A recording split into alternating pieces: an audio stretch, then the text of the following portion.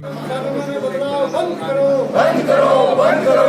जोर जुल्म की टक्कर में संघर्ष हमारा नारा है, जोर जुल्म की टक्कर में संघर्ष हमारा नारा है। लाओ जिंदाबाद, जिंदाबाद, जिंदाबाद, लाओ जिंदाबाद, जिंदाबाद, जिंदाबाद, गरीबों की एकता जिंदाबाद, जिंदाबाद, जिंदाबाद, गरीबों की एकता जिंदाबाद। जिंदाबाद, जिंदाबाद। लड़ेंगे लड़ेंगे जीतेंगे, जीतेंगे, लड़ेंगे लड़ेंगे, जीतेंगे, जीतेंगे।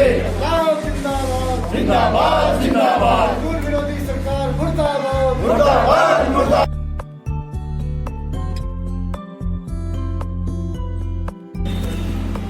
नरेश भाई, आज पूरा ये आंदोलन जो प्रदर्शन है, ये पहले आप लोग गांधी पार्क में गए थे, उसके बाद आप लोग यहाँ पर ये एकत्रित हुए हैं।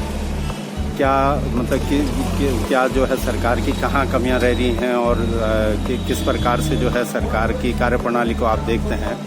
आप अपने शब्दों में ये बात रखें। देखिए, इस समय इस देश की सड़कों पर सबसे ज़्यादा बुरी स्थिति में अगर कोई है तो मजदूर है। तो कायदे से होना ही चाहिए था, मजदूरों को और अधिक कानूनी संरक्षण मिलना चाहिए था।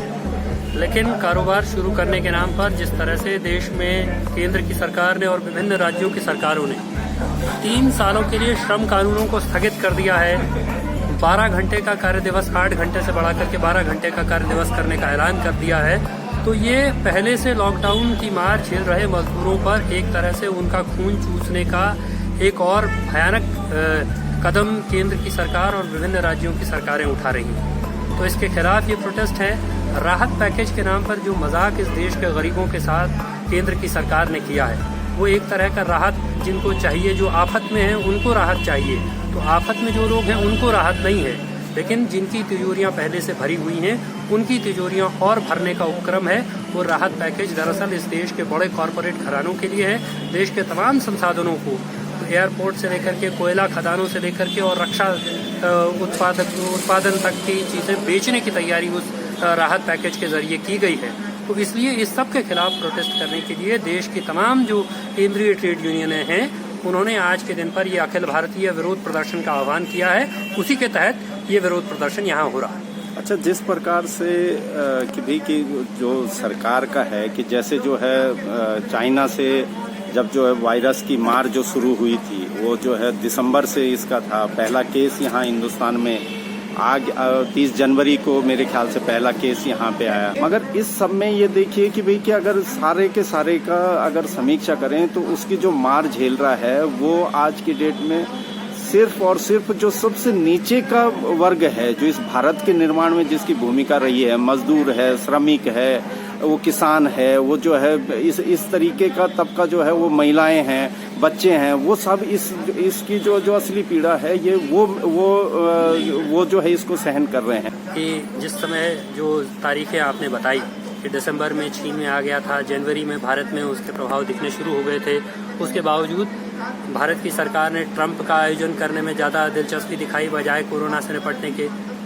भाजपा ने दिल्ली में दंगों को प्राथमिकता दी कि पहले चुनावी हार का हिसाब किताब कर लिया जाए, तब बाकी देखा जाएगा।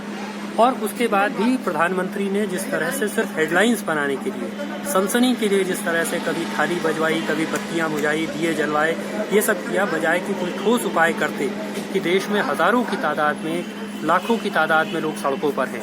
और उस मायने में आप देखें तो ये लॉकडाउन पहले दिन से फेल है, क्योंकि लाखों लोग सड़क पर यहाँ से वहाँ यात्रा कर रहे हैं। तो किसके लिए लॉकडाउन?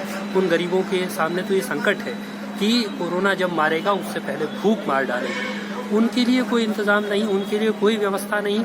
और चूंकि केंद्र की सरकार के पास कोई व्यवस्था नहीं, इसलिए राज्य भी, खासतौर पर भाजपा शासित राज्य, तो उन्हीं का अनुकरण करते हुए सिर्फ ये इंतजार कर रहे हैं कि स्थितियां जिस तरफ धकेल दें, परिस्थितियां जिस तरफ धकेल दें, उस तरफ चले जाएं, केंद्र से जो कुछ आ जाए उसी दिशा में बढ़ें।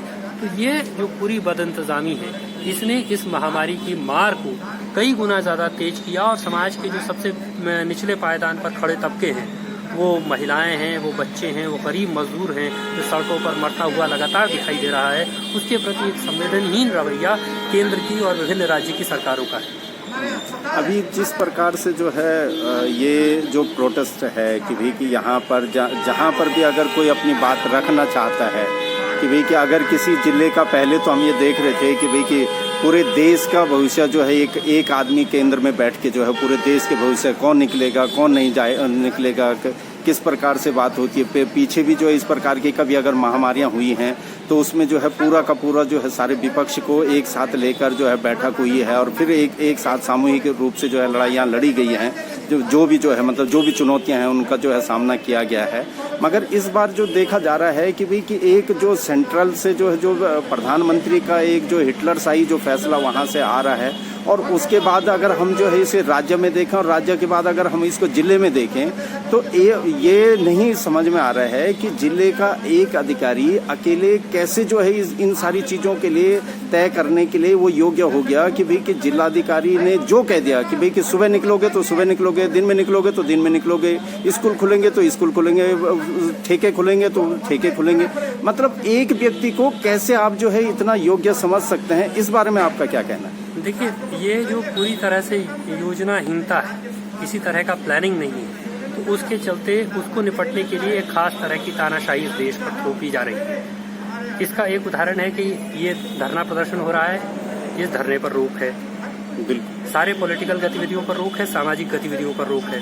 प्रधानमंत्री के पास टेलीविजन चैनल है, उनके पास व्हाट्सएप है, तो वो देश में झूठ फैला सकते हैं उनकी पार्टी, लेकिन सही बात कहने के, मजदूरों के अधिकारों की बात कहने की छूट नहीं है। आप हक अधिकार की बात नहीं कर सकते, लेकिन शराब की दुकान खोल सकते हैं। शराब की दुकान में उस पूरे प्रतिबंध की धज्जियां उड़ाई जा सकती हैं। पूरे देश ने देखा, देश के विभिन्न कोनों में शराब की दुकानें खोल करके वो जो सोशल डिस्टेंसिंग का आपका फॉर्मूला है, 5 लोग इससे कम इकट्ठा होंगे, 2 गज की दूरी रखेंगे, सब चीज धज्जियां उड़ गई, उस पर कोई कार्रवाई नहीं हुई, किसी के खिलाफ कार्रवाई नहीं। लेकिन जैसे ही आप कहेंगे कि नहीं भाई, मजदूरों के अधिकार आप छीन रहे हैं और उन अधिकारों के छीने जाने के खिलाफ लोग डेमोक्रेटिक तरीके से अपना प्रोटेस्ट करना चाहते हैं, वहां आप कहेंगे कि नहीं साहब, आपदा का अधिनियम है, ये कानून है, आपदा का समय है, इसलिए मुंह बंद रखना है।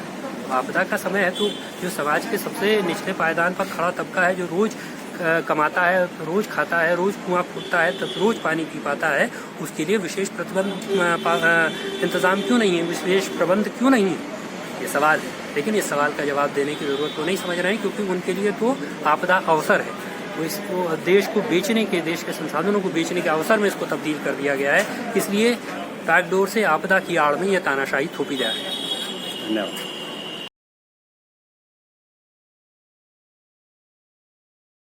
सरकार होश में आओ।